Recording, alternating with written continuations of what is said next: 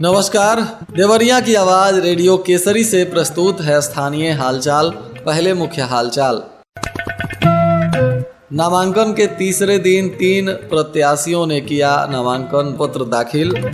Route diversion होने से शहर में जाम की समस्या से जूझते रहे लोग। प्रत्येक गांव में पुस्तकालय की हो रही है मांग। मेडिकल कॉलेज में पैथोलॉजी और एक्सरे में हो रही है मरीजों की भारी भीड़। और पानी में डूबने से एक युवक की हो गई मौत, परिजनों में मचा चीख पुकार। स्थानीय हालचाल के इस अंक के साथ मैं अनिकेत मिश्र। अब हालचाल विस्तार से। लोकसभा सामान्य निर्वाचन 2024 को लेकर नामांकन की प्रक्रिया चल रही है। तीसरे दिन नामांकन को लेकर 3 प्रत्याशियों ने अपना नामांकन पत्र दाखिल किया। इसमें भारतीय जनता पार्टी के शशांक मणि त्रिपाठी ने 4 सेट में अपना नामांकन पत्र दाखिल किया, तो वहीं भारतीय शक्ति चेतना पार्टी से त्रिगुणानंद त्रिपाठी 1 सेट में अपना नामांकन पत्र दाखिल किए और निर्दलीय उम्मीदवार संतोष कुमार पासवान ने भी 1 सेट में अपना नामांकन पत्र दाखिल किया। अब तक कुल 5 प्रत्याशियों ने अपना नामांकन पत्र दाखिल कर दिया है। लोकसभा चुनाव को लेकर नामांकन की प्रक्रिया चल रही है, जिसमें जिला प्रशासन के द्वारा रूट डायवर्जन करते हुए सुरक्षा व्यवस्था के लिहाज से पुलिस की भारी तैनाती कर रखी है। ऐसे में कई जगहों पर जाम की स्थिति से लोगों को भारी परेशानियों का सामना करना पड़ रहा है। लोकसभा चुनाव को लेकर भटवलिया पुलिस लाइन तथा जलकल रोड पर जाम की समस्या बनी रही। नामांकन को देखते हुए शहर के कचहरी और भटवलिया चौराहे से रूट डाइवर्ट कर दिया गया है। इसके चलते कचहरी से बस स्टेशन, भटवलिया तथा मेडिकल कॉलेज की तरफ आने जाने वालों को परेशानियों का सामना करना पड़ रहा है।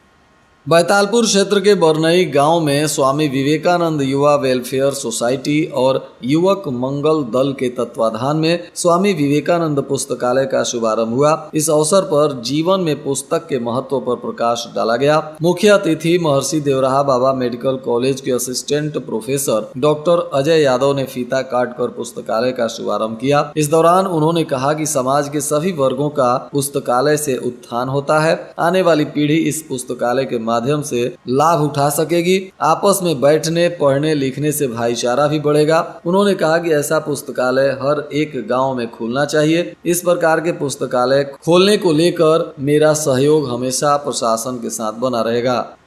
महर्षि देवराहा बाबा स्वशासी राज्य चिकित्सा महाविद्यालय में रोगियों की भारी भीड़ देखने को मिल रही है। पैथोलॉजी से लेकर एक्सरे तक लोगों की लंबी कतारें लग जाती हैं। वहीं चिकित्सक को दिखाने के लिए रोगियों के बीच ओपीडी में भी खूब मारामारी मची रही। लेकिन कॉलेज में डॉक्टर को दिखाने के लिए सुबह ही मरीज पहुंच जा रहे हैं। पहले रोगी पंजीकरण काउंटर पर लंबी कतार का सामना रोगियों को करना पड़ रहा है। यहाँ आधे घंटे में पर्ची लेकर फुर्सत हुए तो ओपीडी की कतार से जूझना पड़ा। यहाँ रोगियों का परीक्षण कर चिकित्सक ने जरूरत के अनुसार किसी रोगी को जांच या एक्सरे या दोनों ही जांच लिख दिया, तो पैथोलॉजी में रक्त की जांच कराने को लंबी कतार रही। एक्सरे के लिए भी लंबी कतार और दवा इत्यादि लेने के लिए भी लंबी कतार लगानी पड़ रही है। इसके वजह से मरीजों को भारी परेशानी का सामना करना पड़ता है। भटनी में छोटी गंडक नदी में स्नान करने के दौरान एक युवक की डूबकर मौत हो गई। पुलिस ने हालांकि शव को कब्जे में ले लिया और शिनाख्त कर रही है। बताया जा रहा है कि पुलिस सोशल मीडिया पर शव का फोटो शेयर कर पहचान करने के प्रयास में जुटी है। भटनी नगर के जलपा माता मंदिर छोटी गंडक तट पर एक युवक बुधवार की शाम करीब 3 बजे नदी में नहाने पहुंचा था। वह नदी घाट पर स्नान करने लगा। इसी दौरान गहरे पानी में चला गया और वहां डूबने से उसकी मौत हो गई। मौके पर जुटे स्थानीय लोगों के प्रयास से काफी खोजबीन के बाद शव को बाहर निकाला गया। पुलिस ने शव को कब्जे में ले लिया है और उसकी शिनाख्त करने के प्रयास में लगी हुई है। खुखुंदू थाना क्षेत्र के शेरवा बभनौली निवासी एक युवक ने एजेंट पर जालसाजी का आरोप लगाया है। युवक का आरोप है कि एजेंट अपने सहयोगियों के साथ मिलकर विभिन्न क्षेत्रों के 20 से अधिक युवाओं को न्यूजीलैंड में नौकरी दिलाने के नाम पर 80 लाख रुपए ठग लिए हैं। पीड़ित पहले सदर कोतवाली फिर एसपी संकल्प शर्मा के पास पहुंचे। सुनवाई नहीं होने पर न्यायालय का सहारा लिया। न्यायालय ने एजेंट और उसके सहयोगियों के खिलाफ कार्रवाई का आदेश जारी किया है। खुखुंदू थाना क्षेत्र क्षेत्र के शेरवा बमनौली गांव निवासी नंद किशोर यादव पुत्र स्वर्गीय राम नरेश यादव का सत्येंद्र कुमार यादव पर इस जालसाजी का आरोप लगा है। अब पुलिस इस मामले में कोर्ट के आदेश के बाद जांच पड़ताल में जुट गई है। बघौच घाट में नेशनल खेल चुकी 2 महिला फुटबॉल खिलाड़ी सीनियर अंडर 17 के ट्रायल के लिए कड़ी मेहनत कर रही हैं। इनका चयन अवश्य हो जाए, इसके लिए ये लोग बेहतर तरीके से अभ्यास कर रही हैं। खुद का 100% अभ्यास में ही लगा रही हैं। प्रशिक्षक भी उनके खेल पर कड़ी निगाह रखकर उन्हें बेहतर बनाने की प्रक्रिया में लगे हुए हैं। बताया जा रहा है कि महाराणा प्रताप इंटर कॉलेज कुर्मी पट्टी की छात्रा अर्चना यादव और समीरा हैं जो अपने प्रशिक्षक से बारीकियां सीख रही हैं। ये लोग नेशनल में खेल चुकी हैं और अब इन्हें और बेहतर करने के लिए बेहतर तरीके से ट्रेनिंग दी जा रही है। जिले के 2 नगर क्षेत्र में शिक्षकों की कमी का दंश बच्चों को झेलना पड़ रहा है। शिक्षा की गुणवत्ता भी प्रभावित हो रही है। ऐसे में यहाँ शिक्षकों के लिए नामांकन बढ़ाना भी चुनौती साबित हो रहा है। आलम यह है कि इन विद्यालयों में कुल मिलाकर 2500 की छात्रों की संख्या है। वर्तमान में देवरिया नगर क्षेत्र में 21 विद्यालय हैं, जिनमें 15 में एक सहायक अध्यापक हैं। इसके अलावा 32 शिक्षा मित्र और 9 अनुदेशक ही कार्य कर रहे हैं। जिन विद्यालयों में शिक्षक नहीं है वहां शिक्षा मित्र और अनुदेशक ही प्रभारी बनकर शिक्षण कार्य कर रहे हैं। उधर नगर क्षेत्र के गौरा बरहज नगर में कुल 7 विद्यालय हैं, जिनमें 5 शिक्षक, 15 शिक्षक और 5 अनुदेशक ही तैनात बताए जा रहे हैं और इन स्कूलों में नामांकन 8000 से 9000 के बीच बताया जा रहा है। जिला निर्वाचन अधिकारी और जिलाधिकारी अखंड प्रताप सिंह ने लोकसभा चुनाव को लेकर राजनीतिक दलों और निर्वाचन लड़ने वाले अभ्यर्थियों की जनसभा, रैली, मीटिंग, वाहन, चुनावी कार्यालय आदि को लेकर अनुमति के संदर्भ में सुविधा पोर्टल के माध्यम से प्राप्त आवेदन पत्रों पर इन कोर पोर्टल के माध्यम से अनुमति संबंधी कार्यवाही निष्पादित किए जाने के लिए मुख्य राजस्व अधिकारी जल राजन चौधरी को नोडल अधिकारी नामित किया है।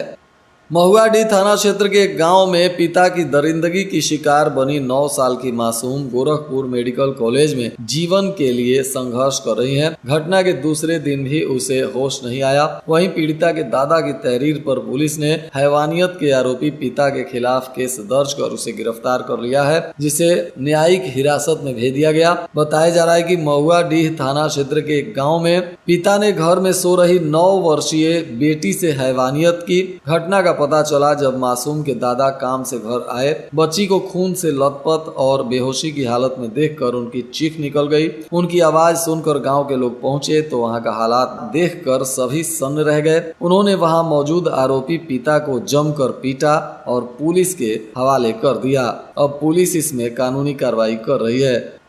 इधर लार थाना क्षेत्र के गांव की विवाहिता ने मौसी के घर जाने की बात कहकर अपनी छोटी बेटी को घर पर छोड़ दिया और अपनी प्रेमी के साथ फरार हो गई। महिला पर जब शक हुआ तो उसके परिजन मौसी के गांव गए तो पता चला कि वह वहां नहीं पहुंची है। इस मामले में महिला के परिजनों ने पुलिस को सूचना दी है। पुलिस अब मामले की तफ्तीश कर रही है। परिजनों का आरोप है कि महिला ने अपने सभी जेवरात भी ले लिए हैं और फरार हो गई है।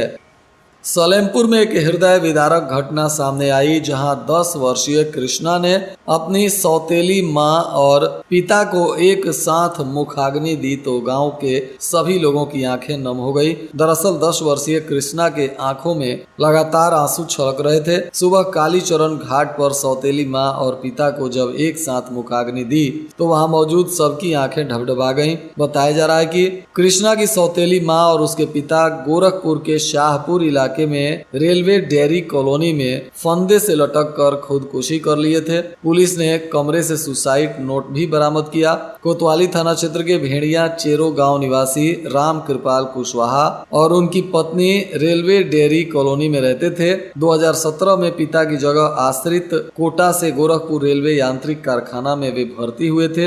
राम कृपाल की पत्नी ममता की कैंसर से मौत हो गई थी। उन्होंने बेटे कृष्णा और बेटी गुनगुन की अच्छी परवरिश के लिए 1.5 साल पहले खुखुंदू के मुसैला गांव निवासी रोशनी से शादी कर ली थी। बेटे कृष्णा ने बताया कि पापा उसे और बहन को बहुत प्यार करते थे। इसी बात से मां नाराज होती थी। पापा जब अपने बच्चों को घुमाने लेकर गए तो लौटते समय पापा ने बच्चों को अच्छे से रहने की सलाह दी और कहा कि अगर कहीं कोई बात हो तो सच्चाई पर खड़ा रहना। बताया कि पापा ने खाना खिलाकर उनको सुला दिया। रात के 11 बजे करीब नींद खुली तो पिता के कमरे की तरफ गया तो उन्हें और मां को कमरे में लोहे के पाइप के सहारे फंदा लगाकर लटकता हुआ देखा, जिसके बाद चीख पुकार निकल गई। दोनों का शव गांव पहुंचा जहां इन्हें अंतिम संस्कार किया गया। हालांकि दोनों ने यह कदम क्यों उठाया अब तक इसकी जांच पड़ताल की जा रही है। पुलिस को वहां सुसाइड नोट मिला है जिसको लेकर पुलिस अनुसंधान कर रही है। और आज के मौसम का तापमान देवरिया में न्यूनतम 25 डिग्री सेल्सियस और अधिकतम 33 डिग्री सेल्सियस रहने की संभावना है। अंत में मुख्य हालचाल एक बार फिर। नामांकन के तीसरे दिन 3 प्रत्याशियों ने किया नामांकन पत्र दाखिल। रूट डाइवर्जन होने से शहर में जाम की समस्या से जूझते रहे लोग। प्रत्येक गांव में पुस्तकालय की हो रही है मांग। मेडिकल कॉलेज में पैथोलॉजी और एक्सरे में हो रही है मरीजों की भारी भीड़। और पानी में डूबने से एक युवक की हो गई मौत, परिजनों में मचा चीख पुकार। इसके साथ ही रेडियो केसरी से प्रसारित स्थानीय हालचाल का यह अंक समाप्त हुआ। नमस्कार।